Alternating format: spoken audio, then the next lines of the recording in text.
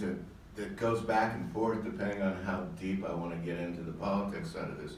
But one of the most important things for me coming out of the legislature is our budget process. Our budget process is nothing but spaghetti at a good day.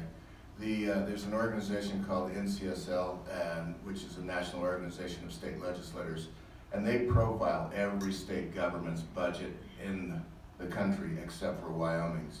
And the reason they don't is basically they have a caveat that says we don't understand it, and so we can't make any assessment of how they do that. That is a national organization sending out information to all the other states. That sends just the wrong message about Wyoming and the way we handle money and state budgeting around here. The first thing we have to do is unwind that and go back to some generalized accounting principles.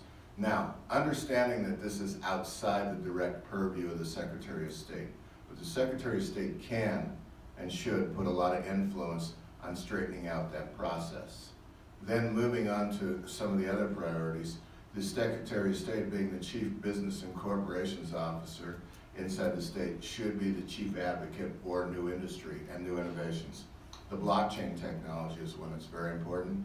It dovetails right into our push for computers and innovation that you see just west of town here with the business park, with Microsoft and the NCAR computing system.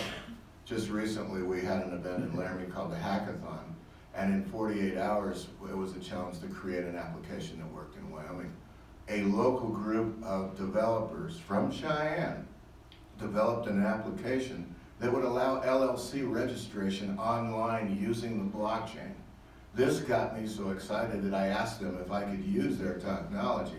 And on day one, that's one of the things that I would be pushing for, is moving technologies into the Office of Secretary of State that we grow at home. Thank you. Christy Racinas?